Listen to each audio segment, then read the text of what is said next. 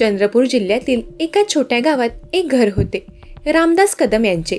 वर्षातील 8 महिने दुष्काळाची छाया आणि 4 महिने शेतातील तुटपुंजा कमाईवर त्यांचा संसार चालत होता. पत्नी कमलाबाई, जिच्या चेहऱ्यावर कधीही तक्रार दिसली नाही, तीच त्यांच्या घराचा आधार होती. घरात 3 मुले होती. मनीष 14 वर्षांचा, निलेश 12 वर्षांचा आणि सागर 10 वर्षांचा. हीच मुले त्यांच्या आयुष्याचे केंद्रबिंदू. मनीष मोठा मुलगा अभ्यासात मागे असला तरी त्याच्या डोक्यात सतत काहीतरी वेगळं आणि नवीन करून पाहण्याचे विचार असायचे. त्याला जुन्या गोष्टी एकत्र करून काहीतरी नवीन तयार करण्यात किंवा मोडून टाकण्यात मजा वाटायची. त्याचे हे प्रयोग अनेकदा धोकादायक वळण घेत असत. निलेश मधला मुलगा स्वभावाने हट्टी आणि मनमानी करणारा होता. तो नेहमी मोठ्या भावाच्या प्रत्येक खुरापतीमध्ये सामील असायचा. आई वडिलांचे ऐकणे त्यांना मान्य नव्हते. आणि सागर घरातला सगळ्यात लहान मुलगा. तो घरातल्या शांत समजूतदार कोपऱ्यासारखा होता. तो अभ्यासू आणि अत्यंत संवेदनशील होता. त्याला मोठ्या भावाचे आगाऊपण नेहमी खटकायचे, पण तो शांतपणे आपला गृहपाठ करण्यात आणि आईला मदत करण्यात वेळ घालवायचा. एका रात्रीच्या जेवणाच्या वेळी रामदासने कर्जाची चिंता व्यक्त केली. बँकची नोटीस आली. कमलाबाई, यंदाचं पीक पण हातातून गेलंय. कमलाबाईने भाकरी थापताना त्याच्या खांद्यावर हात ठेवला आणि म्हणाली, देवावर भरोसा ठेवा. आपली मुलं मोठी झाली की सगळं ठीक होईल. त्यांच्यासाठीच तर जगतोय. पण त्या दोघांनाही माहीत होते की मुलांचे शिक्षण, त्यांचे भविष्य आणि कर्जाचे ओझे किती मोठे आहे. ऑक्टोबर महिना सुरू झाला होता. गावभर लांबच लांब फटाक्याचे आवाज येऊ लागले होते आणि मुलांच्या चेहऱ्यावरचा उत्साह वाढू लागला. इतर मुलांचे फटाके बघून मनीष आणि निलेशचा हट्ट वाढू लागला. बाबा, आम्हाला फटाके हवेत. यंदा सगळे लावतात, आम्ही का नाही? निलेशने हट्ट केला. हो, आम्हाला स्काय शॉट आणि सुतळी बॉम्ब हवेत, मनीषने मागणी केली. रामदासने हसत टाळण्याचा प्रयत्न केला. मुलांनो, आधीच कर्ज आहे, यंदा थोडं कमी करूया. सागर शांतपणे वडिलांकडे बघत होता. त्याला वडिलांचा त्रास दिसत होता. तो काही बोलला नाही, पण त्याचे मौन वडिलांसाठी बोलके होते. पण मनीष आणि निलेशचा हट्ट काही थांबला नाही. अखेर कमलाबाईने रामदासला समजावले, त्यांना आनंद मिळेल, 1 दिवसाचाच खेळ आहे. त्या रात्री रामदासने गावातल्या सावकाराकडून 1000 रुपयांचे छोटे कर्ज घेतले. दुसऱ्या दिवशी सकाळी बाजारातून तो एक मोठी पिशवी भरून फटाके घेऊन आला. भुईचक्र, फुलबाजी, स्काय शॉट आणि सुतळी बॉम्ब. मुलांना अत्यानंद झाला. बघ निलेश, इतके सगळे फटाके, मज्जा येईल, मनीष ओरडला. सागरच्या चेहऱ्यावर मात्र एक शेण स्मित होते. त्याला फटाक्यांचा आवाज कधीच आवडला नाही. तो दचकायचा. रात्री सगळे झोपले, पण मनीषच्या मनात एक वेगळाच विचार सुरू होता. त्याला फटाक्यांचा काहीतरी प्रयोग करून पाहायचा होता. त्याच्या डोक्यात धोकादायक कल्पनांनी घर केले होते. त्याला स्फोटाचा मोठा आवाज आणि धूर हवा होता, जो त्याने कधी पाहिला नव्हता. ती 19 ऑक्टोबर 2025 ची सकाळ होती. सूर्यप्रखर तळपत होता. कमलाबाई आणि रामदास दोघेही शेतातील कामासाठी पहाटेच घराबाहेर पडले.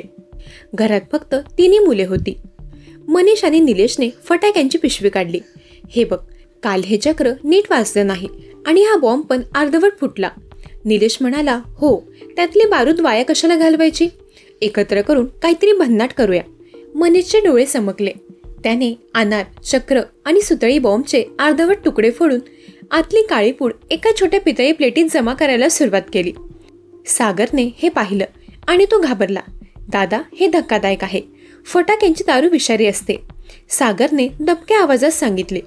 मनीषने हसून त्याला उडवून लावले. अरे काही नाही रे, थोडा धूर येईल बस. पण आई म्हणाली होती ना, अशा गोष्टी करू नका.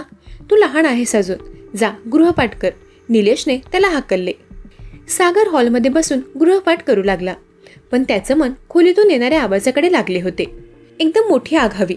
हो, बघू किती मोठा धूर होतो. मनीषने जवळजवळ सगळ्या अर्धवट फटाक्यांमधील बारूद एका जुन्या जाड कागदात गुंडाळली. त्याने ती गोळी साधारण लिंबा एवढी मोठी केली. आता आपण हे जाळूया, पाहू किती मोठ्या आवाजाने धूर येतो, तो उत्साहाने म्हणाला. मनीष आणि निलेशने तो कागदाचा गोळा खोलीच्या मध्यभागी ठेवला. सागर धावत आला. दादा, बाहेर जाळा ना, बाहेर मोकळ्या जागेत. अरे पाऊस आहे बाहेर, ओलं होईल ना, इथेच करूया. निलेशने बेपर्वाईने उत्तर दिले. ती खोली छोटी होती. खिडकी बंद होती आणि दरवाजा आतून लाकडी कडेने लावलेला होता. त्यांना कल्पनाही नव्हती की हे काही क्षण त्यांचे आयुष्य कायमचे बदलणार आहेत. मनीषने एका माचीची पेटी काढली. एक काडी पेटवली. छोट्या निळसर ज्योतीकडे त्याचे एकटक लक्ष लागले. निलेश, तयार ना? जरा मागे हो. सागरने भेदरलेल्या आवाजात शेवटचा प्रयत्न केला. दादा, बंद खोलीत नको, धूर येईल. पण त्यांनी त्याचं ऐकलं नाही. मनीषने त्या कागदाच्या गोळ्याच्या एका कोपऱ्याला काडी लावली. आग झटकन पसरली. सुरुवातीला थोडासा निळा आणि पांढरा धूर झाला आणि काही सेकंदातच एक भयावह गर्जना झाली. धडाम. जोरदार आवाजाने संपूर्ण घर हादरले. भिंतीच्या कपाटातून धूळ उडाली. एका क्षणात खोली काळ्या जळक्या धुराने भरली. फटाक्यांची दारू नुसती जळत नव्हती, तर ती अत्यंत विषारी रासायनिक वायू सोडत होती. दादा, दरवाजा उघड. सागर ओरडला. निलेश धावून दरवाजाकडे गेला, पण स्फोटाच्या धक्क्याने लाकडी कडी थोडी आत ओसरली होती. दरवाजा अडकला होता. उघडत नाहीये रे, तो रडत ओरडला. संपूर्ण खोलीत काळा आणि घट्ट धूर पसरत होता. डोळ्यात पाणी येत होते, नाक जळत होते. त्यांच्या श्वासात ती विषारू दारू घुसत होती. मनीष खोकत खोकत जमिनीवर बसला. खिडकी फोड. निलेशने हातातील लाकडी तुकडा खिडकीवर आपटला, पण तो जोर लावू शकला नाही. आई, बाबा. सागरने एकच किंकाळी फोडली. हळूहळू त्यांच्या श्वासाचा वेग मंदावला. दूर इतका घट्ट झाला की त्यांना समोरचे काही दिसेनासे झाले. विषारी वायूमुळे त्यांच्या शरीरातील प्राणवायू कमी झाला. मनीष जमिनीवर कोसळला. निलेश त्याच्याकडे रांगत गेला. त्याचे डोके आपल्या मांडीवर घेतले. दादा, काहीतरी कर. सॉरी, मला माफ कर. ही मनीषची शेवटची अस्पष्ट किलबिल होती. काही क्षणात तिघांचेही शरीर जड झाले. श्वास थांबला आणि खोलीत एक भयानक शांतता पसरली. बाहेर शेजारच्या काकूंनी स्फोटाचा आवाज ऐकला. अगं, कुठून स्फोट झाला? रामदासच्या घरातून धूर येतोय. लोक धावत आले.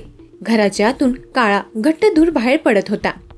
दरवाजा आतून बंद होता. मुलं आहेत रे आत. 3 मुलं. सगळ्यांनी लाथांनी आणि खांद्यांनी दरवाजा फोडण्याचा प्रयत्न केला. काही सेकंदांनी तुटला. धुराचा लोट बाहेर पसरला. अरे बापरे, कुणीतरी ओरडलं. त्या धुरात 3 मुले जमिनीवर बेशुद्ध पडलेली होती. त्यांच्या अंगावर जळलेले डाग, ओठ काळे पडलेले. ते हलत नव्हते. शेजाऱ्यांनी आग भिजवली, धूर कमी केला आणि तिघांना बाहेर काढले. लवकर गाडी आणा, हॉस्पिटलला घेऊन चला.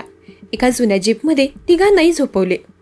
एका बाईने सागरचा हात धरून रडत म्हटले, अरे उठ रे बाळा, उठ.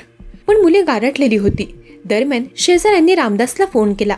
रामदास, लवकर ये, मुलांना काहीतरी झालंय. रामदास शेतात काम करत होता. फोन ऐकून त्याचे हात थरथरले. काय म्हणतोयस? माझी मुलं? त्याने बैलांची दोर सोडली आणि रस्त्याने वेड्यासारखा पळायला सुरुवात केली. कमलाबाईलाही कोणीतरी बातमी दिली. ती पिशवी टाकून ओढत धावत निघाली. दोघेही हॉस्पिटलकडे पोहोचले. हॉस्पिटलच्या दारात गर्दी होती. कमलाबाई धावत आत गेली. 3 पांढऱ्या चादरीखाली तिची लेकरं पडली होती. डॉक्टर, माझी मुलं वाचवा. ती डॉक्टरांच्या पायाशी पडली. डॉक्टरांनी हलक्या आवाजात सांगितलं, सॉरी, खूप उशीर झाला. धुरातील विषारी वायूमुळे त्यांचा श्वास बंद झाला. ते तडफडून गेले. कमलाबाईने किंकाळी फोडली. नाही, माझी लेकरं. मनीष, निलेश, सागर. रामदास काहीच बोलू शकला नाही. तो नुसता पाहत राहिला. त्याचे डोळे पाणावले, ओठ थरथरले.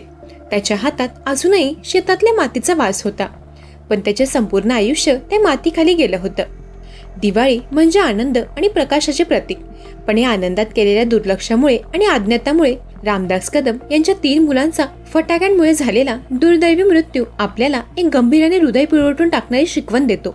फटाक्यांपासून लहान मुलांना सदैव दूर ठेवा.